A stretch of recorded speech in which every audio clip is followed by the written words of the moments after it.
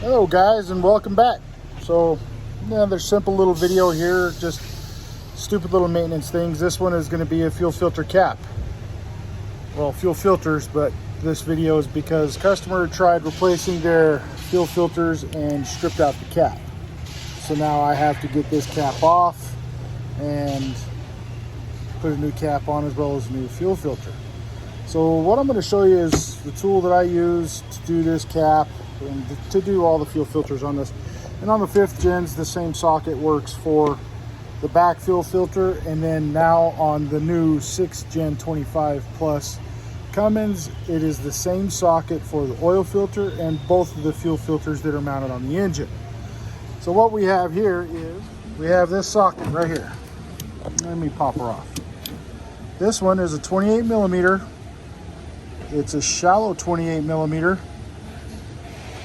and it prevents you from rocking on that housing and stripping it out. Now I also use this wobble, a long extension, and a nice long ratchet, because these things can get stuck on there very tight. So now I'm going to show you what this housing looks like. You've probably seen by the picture at the beginning of the video, but there she is.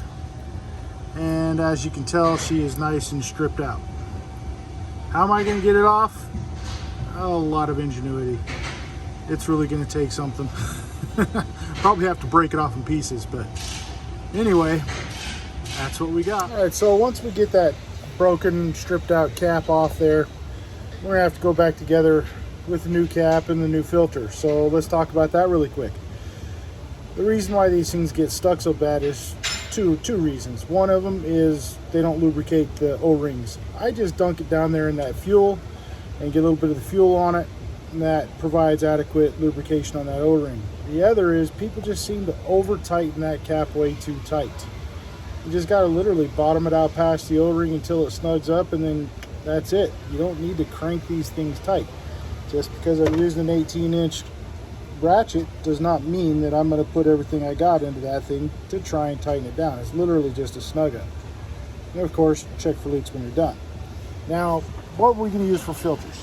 I still stand by the Cummins fuel filters. And today we're just doing the engine mounted one because customer already did their own rear.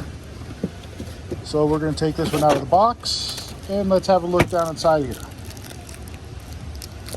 You see that little point that's white? You want to make sure you get the ones that are white, not black and look like a Phillips head screwdriver. So there's been a problem with a lot of aftermarket companies that have been rebranding these things as Mopar and selling them as factory stuff. The black ones that have the Phillips head shaped point on them don't reach up into the ball inside of the housing sufficient enough to open that passageway. What you'll end up having is a no start condition, or sometimes it opens it up just enough to where a little trickle amount of fuel makes it through, and you'll have an engine start, but the performance will be crap, especially under load. So make sure you're getting your filters from a reputable source. Don't buy them online. We've even seen a whole bunch of the Amazon ones that are branded as Mopar come in as fake branded Mopar stuff. So be very careful.